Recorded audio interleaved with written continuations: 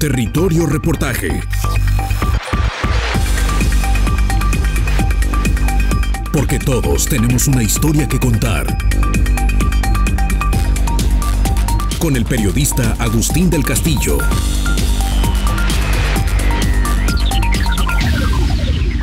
La Primavera fue inicialmente concebida como un área natural protegida de 40,000 hectáreas, pero el lobby de muchos de sus poderosos propietarios redujo esa superficie en casi 25%. La causa es clara. Desde años atrás, de 1970, muchos habían concebido jugosos negocios inmobiliarios para que los ricos de Guadalajara vivieran cómodamente en el interior de un bosque, un modelo residencial que era muy exitoso en los suburbios de Los Ángeles y de otras ciudades de Estados Unidos y cuya importación desde entonces ha marcado fuertemente el destino de la capital de Jalisco. De este modo, el decreto separó alrededor de 9,500 hectáreas de la caldera volcánica sobre la que había logrado prosperar un bosque de pino y encino en menos de 100,000 años y respetó derechos adquiridos de quienes lograron negociar en ventaja con los presidentes Luis Echeverría y José López Portillo. No fue el caso, por ejemplo, del famoso empresario Jorge Dip Murad, quien fracasó en su intento de establecer la ciudad La Primavera sobre unas 6,000 hectáreas en el corazón del bosque. Su negociación fallida se debió en buena medida a la enorme cantidad de dinero que adeudaba al fisco. El presidente José López Portillo le hizo donar en pago de sus pasivos fiscales 5,290 hectáreas, que en 1984 donó a su vez al gobierno de Jalisco y es la base de la propiedad pública del bosque. En contraste, los dueños de los fraccionamientos privados como El Palomar, Bugambilias, Pinar de la Venta, San José de la Montaña, lograron sacar adelante sus proyectos a costa de la protección de la floresta que más servicios ambientales brinda al área metropolitana de Guadalajara. Esa historia no solo fue negativa por los cambios de uso de suelo y la mayor presión sobre los sistemas naturales, sino porque se sentaron precedentes. Las siguientes generaciones de desarrollos inmobiliarios se han establecido bajo el mismo argumento. No están en el polígono protegido. Los ayuntamientos y el gobierno federal les allanan el camino con licencias, permisos y autorizaciones. Cuando se arranca el primer árbol y se mueve la primera piedra, ya es tarde. Toda la tramitología ampara su inversión. Pero esta historia que narraremos aquí es un poco diferente. Algunos vecinos que llegaron al bosque a vivir en busca de destructivas utopías personales de coexistir con la naturaleza que dañaban, han emergido como fuerza de oposición a los nuevos proyectos. Es el caso particular del Cerro del Tajo, una montaña que geológicamente es parte de la caldera de la Primavera, pero no se incluyó en el polígono para no impedir negocios privados. Esos vecinos disidentes empujaron un decreto de restauración estatal que es primer frente de batalla contra nuevos fraccionamientos, caso particularmente significativo para Santa Anita Hills, propiedad del empresario José Manuel Gómez Vázquez Aldana. Esa disputa libra su primer año de vida y aún no ofrece resultados contundentes para ninguno de los bandos, pero sentará el precedente para saber si el rescate de las 10,000 hectáreas olvidadas en el decreto presidencial de 1980 tiene futuro. El bosque La Primavera alcanza 39 años de haber sido decretado por el presidente de la República como una zona de protección forestal y de fauna. Sin embargo, su historia previa es una historia en la cual se le cercenaron al ecosistema casi 10,000 hectáreas por diversos intereses, sobre todo inmobiliarios. Lo que vamos a ver en esta historia es justamente cómo estos intereses inmobiliarios permanecen en la zona del bosque que está fuera del polígono, pero siguen incidiendo en el destino y la salud del bosque. Cómo los vecinos que vinieron a vivir hace muchas décadas se han convertido paradójicamente en los mejores defensores de estas zonas que no están protegidas, y cómo hay una tendencia a tratar de que por fin la superficie completa de 40,000 hectáreas sea finalmente parte de un ecosistema protegido por la enorme provisión de recursos, sobre todo de bienes ambientales que le da al área metropolitana de Guadalajara. La extitular de la Secretaría de Medio Ambiente y Desarrollo Territorial, Magdalena Ruiz Mejía, fue la articuladora del decreto publicado a fines de enero de 2018, con el que se da un golpe a los intereses inmobiliarios. Fueron elementos muy afortunados y coyunturas. La primera, por supuesto, era la necesidad del Bosque de la Primavera de hacer efectivo y tangible esta necesidad de un área de amortiguamiento que debe de tener el bosque. La segunda es un gobernador muy sensible a la agenda ambiental y sobre todo hacia el Bosque de la Primavera, y un equipo técnico destacando el trabajo del biólogo Ordorica y de mis jurídicos que desde el inicio visionaron cómo pudiéramos empezar a ver esta área de amortiguamiento de manera diferenciada.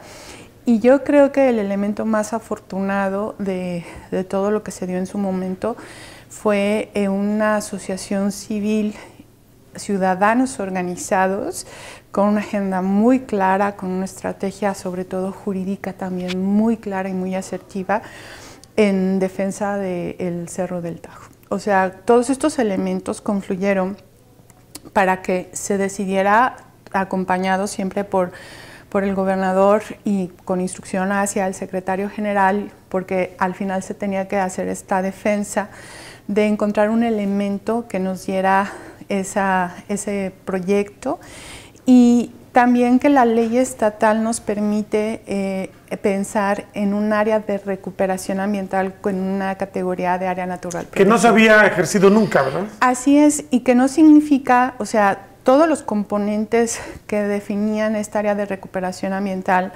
los tenía de manera significativa el Cerro del Tajo, y yo diría que toda el área de amortiguamiento del bosque de la primavera. Destaca la novedad de la figura del decreto. Aunque estaba contenida en la Ley Estatal de Equilibrio Ecológico y Protección del Ambiente, nunca había sido utilizada.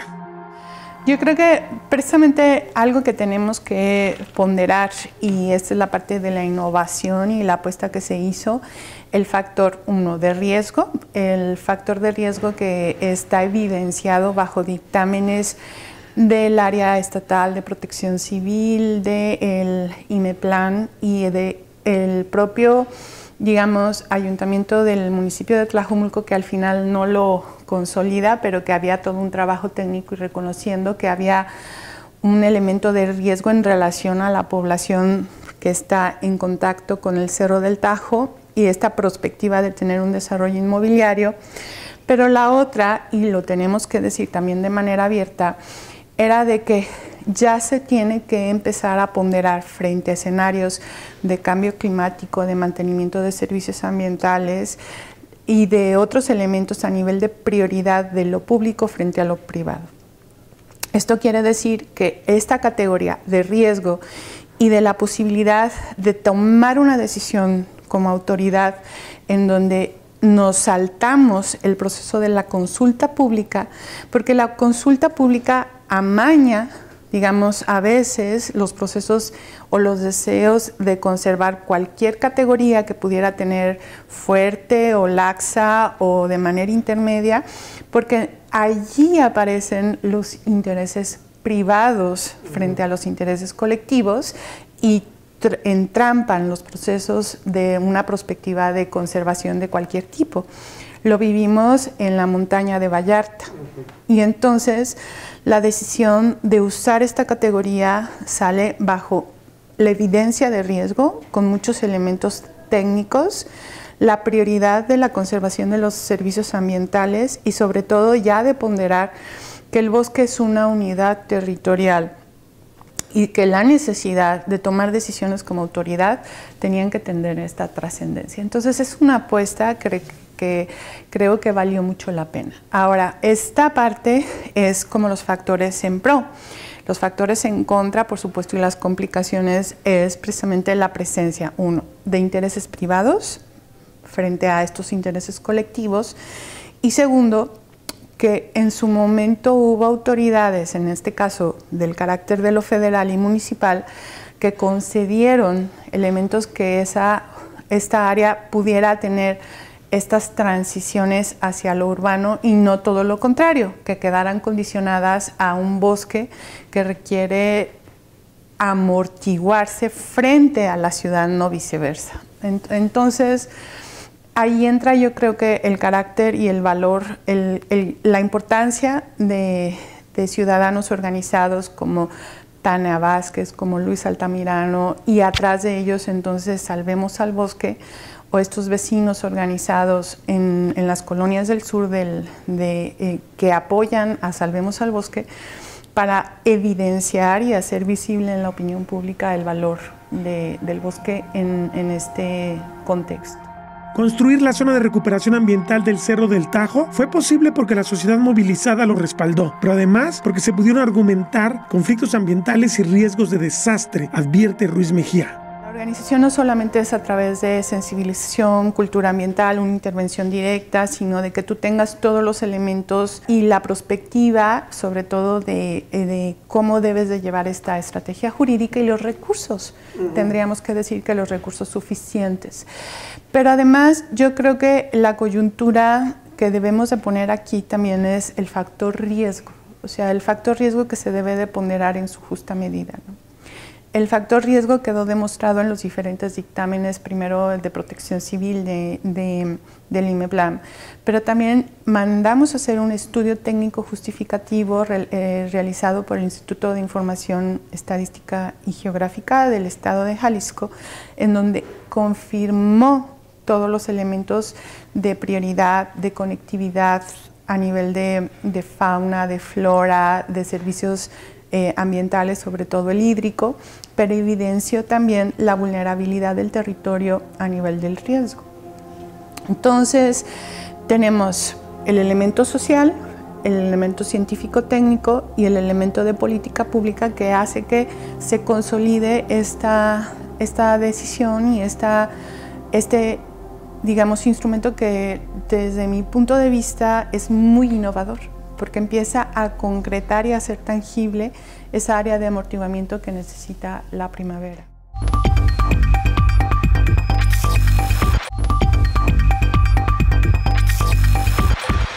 La zona de recuperación ambiental del Cerro El Tajo, ubicada al sureste de la Primavera, se extiende sobre 1.684.03 hectáreas, de las cuales 603 hectáreas están urbanizadas y el resto, 975 hectáreas, es bosque, zonas sin vegetación y áreas de pastos. Los dos ejes de la determinación del gobernador para este decreto son sus servicios ambientales, que deben ser recuperados, y sobre todo, el tema de riesgo, basado en dictámenes de la Unidad Estatal de Protección Civil y Bomberos, y el estudio de riesgos del Instituto de Información Estadística y Geográfica de Jalisco, que determinó que las pendientes y el tipo de suelos hacen peligroso mantener la urbanización. Los 3 polígonos del área son el bosque natural de 998 hectáreas, bugambilias con 279.8 hectáreas y el palomar con 405.9 hectáreas. El 87.8% de bugambilias y el 88% de el palomar ya están urbanizados. El decreto no se pronuncia respecto a la propiedad de los predios que se encuentran comprendidos en los polígonos de la zona, ni tiene la finalidad de imponer un derecho real sobre los mismos, sino únicamente regula el uso que le deben dar los habitantes, propietarios, poseedores y visitantes a los predios que se encuentran en el área, a fin de que se conserven los servicios ambientales de la zona y se garanticen el derecho a vivir en un ambiente sano para el desarrollo y el bienestar. En su interior, solo se pueden realizar 1. Obras que garanticen la infiltración de agua proveniente de arroyos y afluentes superficiales y protección de drenes naturales. 2. Acciones necesarias para asegurar el aporte de correntías a la cuenca correspondiente. 3. Obras de conservación de suelo y acciones de rehabilitación topográfica para evitar erosión. 4. Rehabilitación ambiental y reforestación con especies nativas. 5. Eliminación de fuentes de contaminación de suelo y agua. 6. Conservación de flora y fauna silvestre.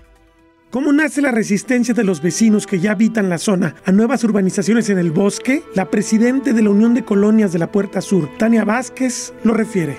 Mira, todo empieza a partir más o menos del 2016, aunque nosotros teníamos la lucha desde el 2015, pero en el 2016 ocurre en uno de los fraccionamientos que están abajo del Cerro del Tajo, ocurre un derrumbe muy significativo de unas rocas muy grandes y resulta pues que ahí nos damos cuenta de que a pesar de que aún no se había construido nada en la montaña, de que no se habían movido nada absolutamente, marcar lotes, en fin, ya había esa fragilidad en los suelos. Entonces ocurrió porque llovió muy fuerte, toda una noche llovió muy fuerte y a la mañana pues ya se estaba derrumbando en esa parte de la montaña. Entonces pues ahí intervino Protección Civil del municipio, se vio que había una situación propiamente de riesgos en las laderas de la montaña y resulta que en ese entonces yo era consejera ciudadana metropolitana en IMEPLAN por Tlajomulco, platicando con el entonces director Ricardo Gutiérrez Padilla.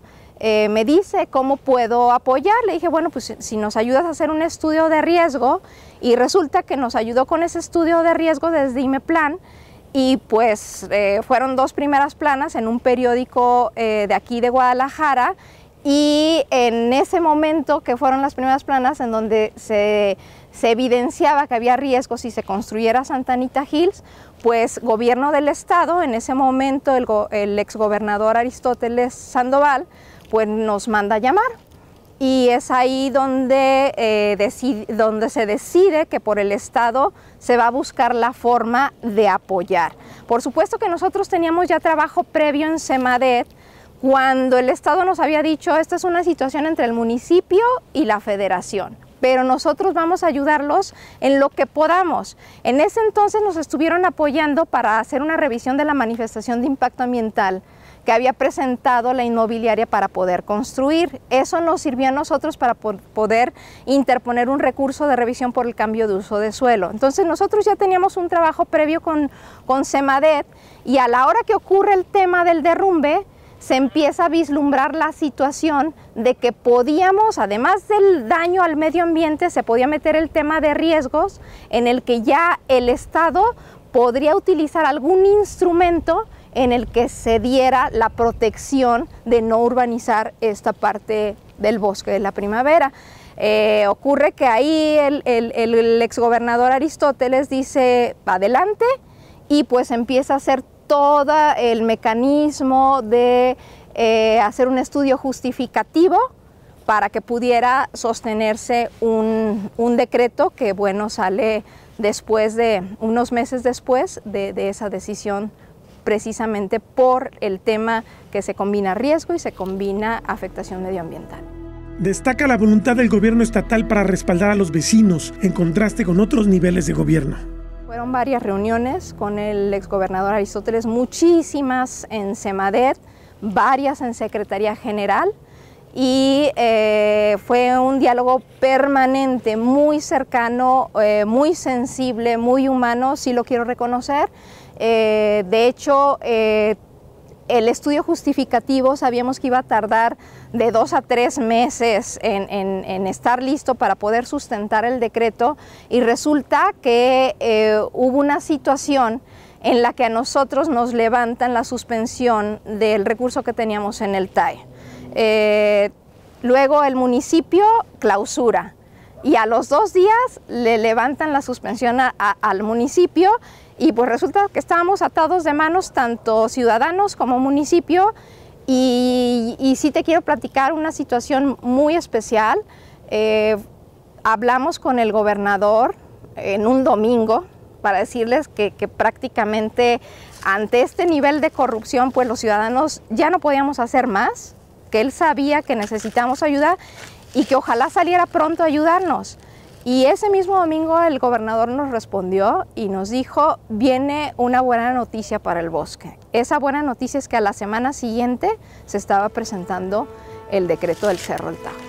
Muchos critican que sean los que se han visto favorecidos por las viejas urbanizaciones del bosque los que ahora no acepten nuevos vecinos. Tania Vázquez lo afronta. Tema ya muy recurrente. De hecho, muchos académicos decían, ¿cómo es posible que los ciudadanos que viven alrededor o dentro de, pues estén oponiendo a que se construya otro fraccionamiento dentro del bosque? Y pues resulta que simplemente haces conciencia, Agustín. O sea, hay fraccionamientos como Bugambilias y el Palomar que tienen 60 años ya de autorizados, y simplemente ocurrieron porque en ese momento la ciudadanía no tenía el nivel de conciencia de entender que venirte a vivir al bosque era afectarlo, era talar, era llenar de concreto una montaña y no permitir la recarga de mantos acuíferos.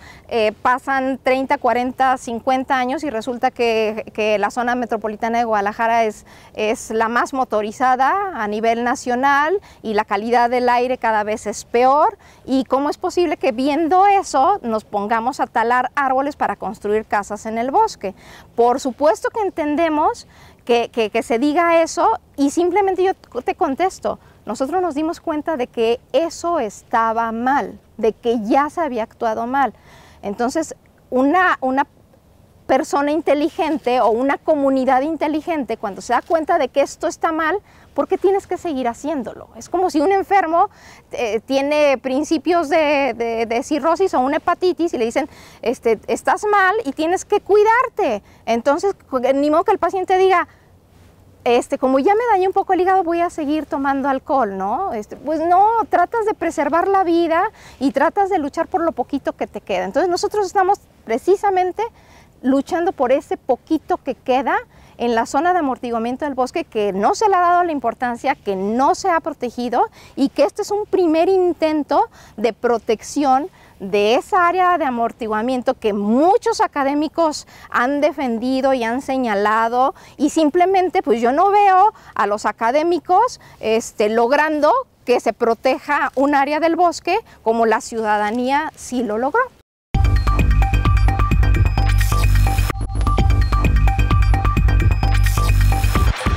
El activismo vecinal para frenar urbanizaciones en el Cerro del Tajo no se limita a la propuesta y el lobby. Los vecinos tienen abogados y han debido costear la disputa con las poderosas urbanizadoras. Hasta ahora con fortuna, porque el gobierno estatal les dio además un protagonismo que no es usual, señala el abogado Luis Altamirano. Básicamente en aquellos juicios de amparo en el cual fuimos llamados como terceros interesados, hemos coparticipado con el gobierno del estado a efecto de tratar de que subsista el decreto tal cual, porque consideramos que es un hito en el medio ambiente, sobre todo para la ciudad, en el sentido de que es el único instrumento jurídico que protege el área de transición. Y si bien es cierto que en principio el área natural protegida por el propio decreto tiene una protección que le brinda el decreto, toda el área de transición hasta la fecha había quedado sin ningún tipo de protección jurídica. ¿Y pueden hacer como terceros algo valioso para fortalecer la defensa que debe hacer el gobierno del Estado? Yo considero que sí, porque al final de cuentas el juez tendrá que valorar nuestros argumentos en el sentido de que los supuestos, porque lo que alegan fundamentalmente en contra del decreto es que se violentó el derecho de audiencia, y nuestra defensa ha sido relativamente sencilla, decir, no señores, no hay tal violación porque el decreto nomás impone una modalidad que está prevista en la propia Constitución en el 27, en función de otro derecho humano que está previsto en el 4º constitucional, en el sentido de salvaguardar el derecho humano a un medio ambiente sano. El tema de riesgos ofrece amplias posibilidades jurídicas, afirma el abogado. De Santa Anita Hills o Bosque Alto, por encontrarse en una ladera, indudablemente, de hecho hay los dictámenes como tal, tanto del gobierno estatal como del gobierno municipal, en el sentido que eso significa un riesgo para las casas o los habitantes que va más allá de la protección del medio ambiente, sino ya pone en riesgo la vida de esos habitantes que colindan en las faldas del cerro, que ante una tormenta pues vendría a arrastrar aguas abajo lo que encuentre suelto, producto de los propios movimientos para la construcción de las calles. Ahora, específicamente nomás están acudiendo a estos juicios, o ustedes como asociación también han incorporado o metido otro tipo de juicios para tratar de defender el Cerro del Tajo. Bueno, en lo que se refiere al Cerro del Tajo, exclusivamente en los amparos. En lo que se refiere al proyecto de Santa Anita Hills, que lo consideramos también emblemático para evitar que suceda lo que sucedió, por ejemplo, en Providencia, que bajo el principio de equidad tú autorizas el primer edificio de X número de niveles, pues, y todos los vecinos van a aducir que cuentan con el mismo derecho. ¿Por qué nada más eso? Entonces, por eso lo hemos considerado tan importante, porque no es en sí el proyecto, sino en básicamente por lo que significaría bajo ese principio que es válido, pues, de equidad. Entonces, o todos coludos o todos rabones. Y bueno, tenían una suspensión en el Tribunal Administrativo del Estado. Tenemos todavía, subsiste la suspensión en el TAI, subsiste una suspensión decretada en Semarnat. y hemos intentado una acción colectiva, interdictos de obra peligrosa, en fin, una serie de medidas jurídicas y vamos a ir agotándolas. De suyo tenemos unas acciones adicionales por intentar, que por estrategia jurídica nos han querido desahogar todas de forma simultánea, porque entonces los resuelves todo de forma simultánea, porque posiblemente en el caso particular de Santa Anita Hills y Bosque Alto, esto se vaya a resolver no tanto desde el punto de vista jurídico, sino más bien desde el punto de vista inviabilidad económica, porque como sea, chueco derecho, ellos vendieron una parte importante del fraccionamiento hace 3 años, los costos han seguido incrementándose. Entonces, vía inflación, podemos lograr que con el transcurso del tiempo el proyecto se deje de hacer, no tanto porque contemos con una suspensión definitiva o porque desgraciadamente nuestros juicios en México pues son hasta que el cuerpo aguante, la mera verdad. Se trata de corregir un error de 40 años, agrega, un error intencionado. En este sentido, es tratar de enmendar una plana que se hizo mal hace, pues llevamos para 40 años que se hizo el decreto. El decreto, por lo menos incompleto. Pues. Efectivamente, inclusive la realidad es que con una fe de ratas, porque inicialmente por razones por demás obvias, cuando en una fotografía aérea apreciabas de que es una zona boscosa y lo que es Ciudad Bugambilias y el Palomar estaban incluidos de forma inicial y posteriormente lo sacaron. Sí, claro, o sea, prevalecieron muchos intereses, no todos, porque hubo otros que querían hacer cosas adentro del bosque que no pudieron. Bueno, el caso de Jorge Dip, que es muy famoso. Así es.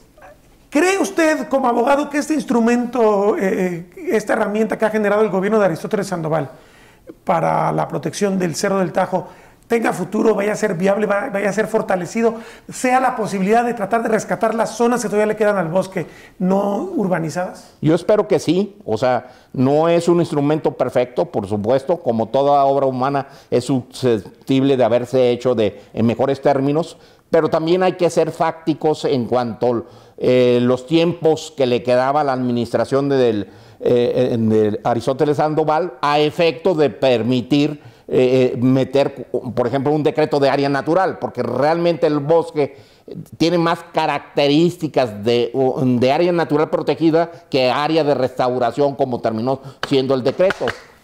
Sin embargo, la realidad es que fue producto básicamente de que el área natural protegida sí te exigía de una consulta popular que no te daban los tiempos, porque también hay tiempos para efectos establecidos a efecto de poder manejar ese tipo de decreto. Entonces, a lo mejor no fue el ideal, pero sin embargo es un instrumento viable y que si esto se fortalece con los planes de ordenamiento territorial de cada uno de los municipios, pues vas cerrando la pinza a efecto de ir salvaguardando.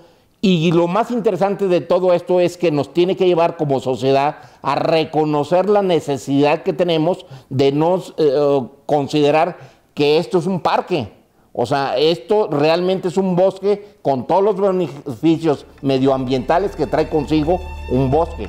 Tania Vázquez reconoce que la figura tiene sus debilidades, pero también muchas fortalezas legales. Claro, y bueno, sí, claro, he visto muchas críticas desde gente académica que sabe muchísimo del bosque, que lo ha estudiado muchos años de su vida y por supuesto que tiene sus puntos débiles. De hecho, quien diseñó toda esta situación de cómo se iba a dar el decreto del Cerro del Tajo lo tenía previsto, sabía que se nos iba a criticar, que porque se negaba el derecho de audiencia, otras situaciones muy técnicas en las que los ciudadanos a lo mejor no entendemos, pero yo considero que si realmente todos amamos al bosque, deberíamos estar contentos de que al menos el decreto exista y ver la manera de fortalecerlo.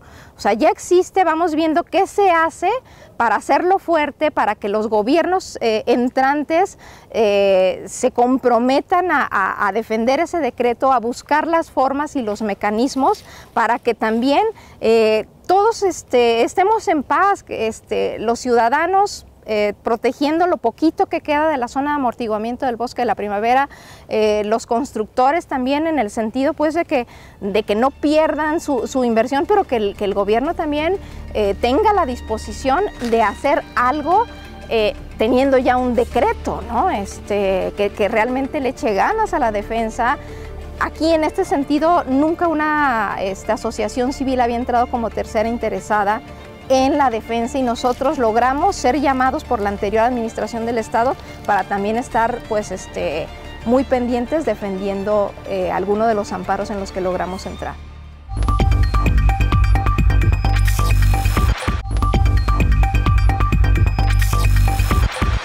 Sergio Graf Montero, secretario de Medio Ambiente Estatal, da un informe sucinto del estado de 6 juicios de amparo interpuestos contra el decreto. El Cerro del Tajo es una unidad territorial en la zona de la Primavera muy importante porque prácticamente es parte de la formación de la Primavera. Entonces su protección forma parte de una estrategia de gestión integrada con el área protegida.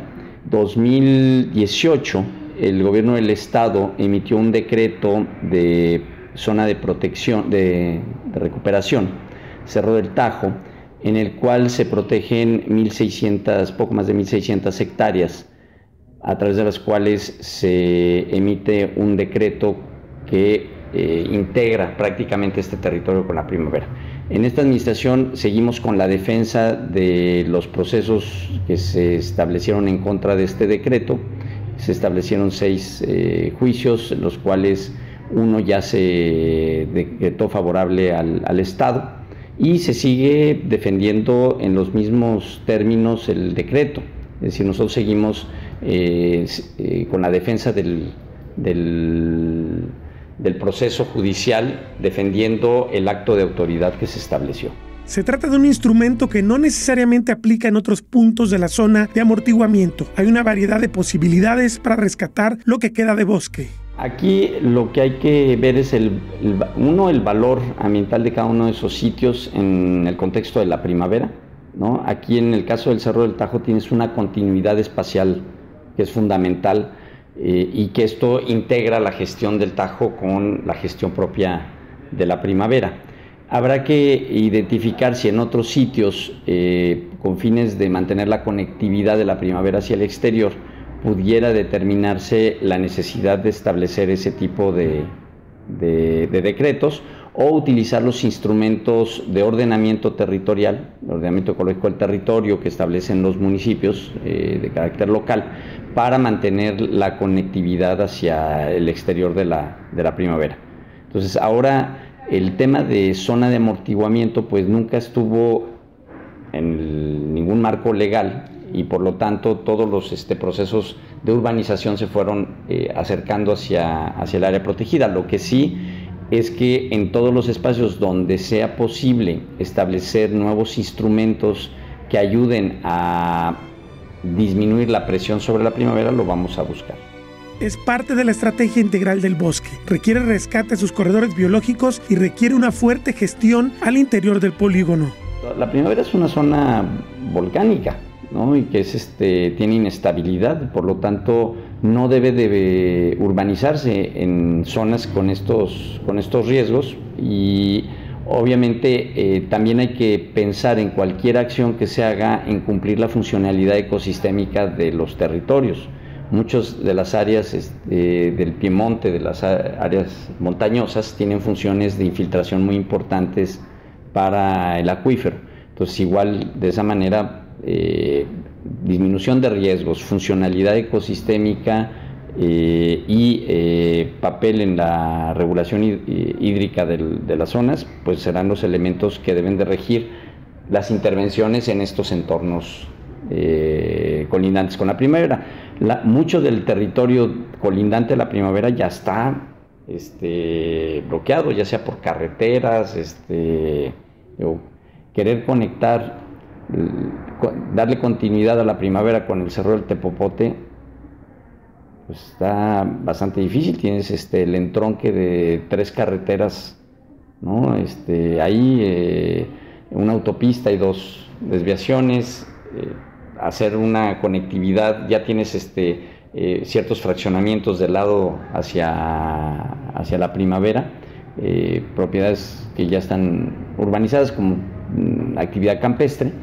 Entonces hay que identificar muy bien dónde sí puedes generar esta conectividad de continuidad terrestre. Otras, obviamente, el papel de ciertos ecosistemas no necesariamente es por la continuidad terrestre, sino porque tienen también funciones ecosistémicas propias, esas mismas formaciones hacia otras zonas del área metropolitana.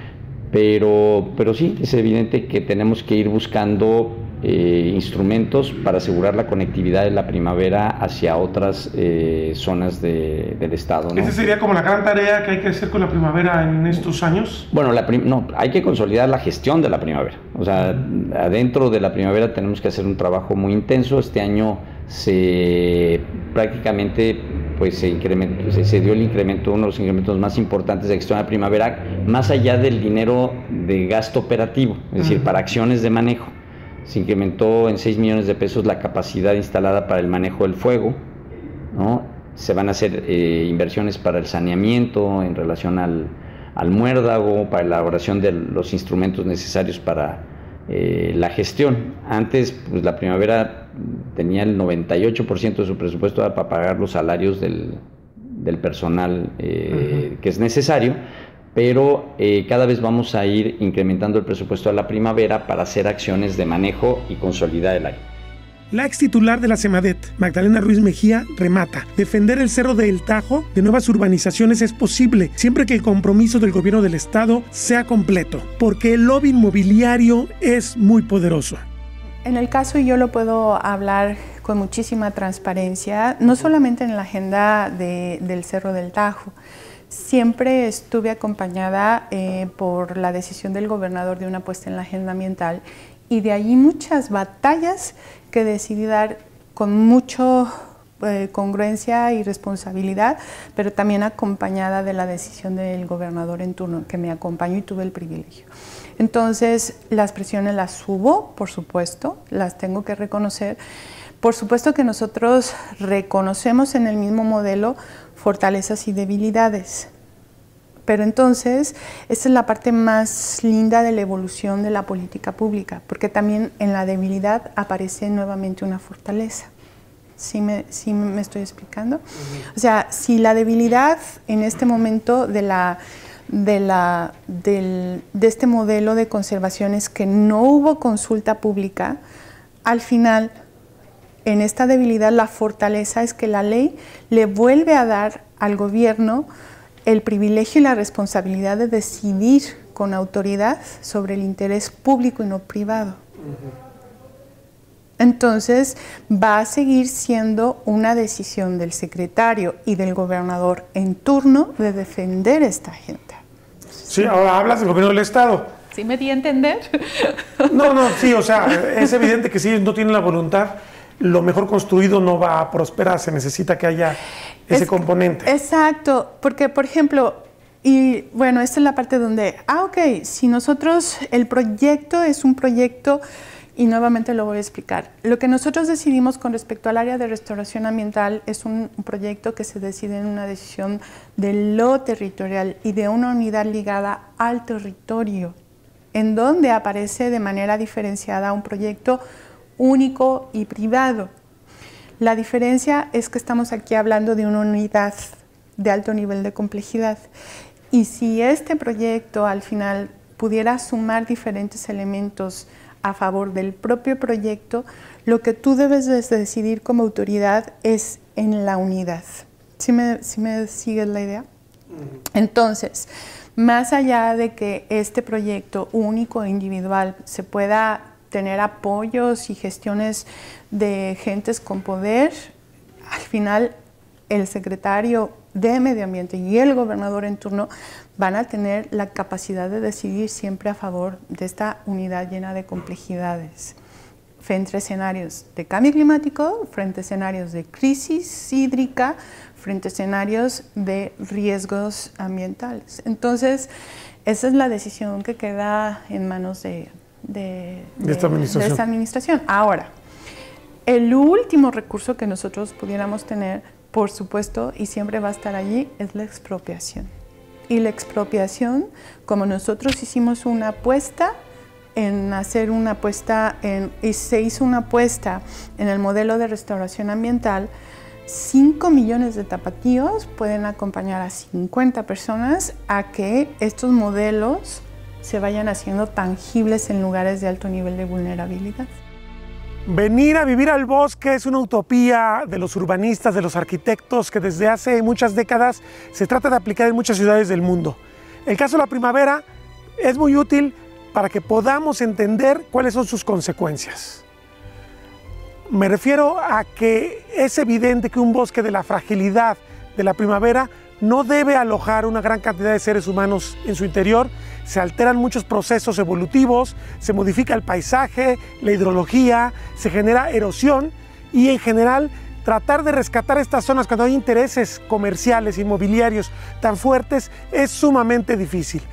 La lucha que se está dando por preservar el Cerro del Tajo tendrá que sentar precedentes si es exitosa, porque hay muchas zonas más del bosque que están bajo las mismas circunstancias, que quedaron fuera del polígono protegido y que demandan de forma muy importante una atención.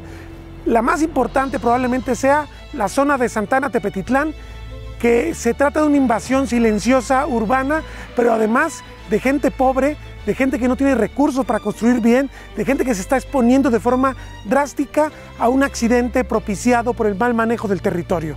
Ojalá y este precedente entonces sirva para que esa zona también pueda ser rescatada y sobre todo lo más importante, que Guadalajara tenga un bosque para siempre. Territorio Reportaje. Porque todos tenemos una historia que contar. Con el periodista Agustín del Castillo.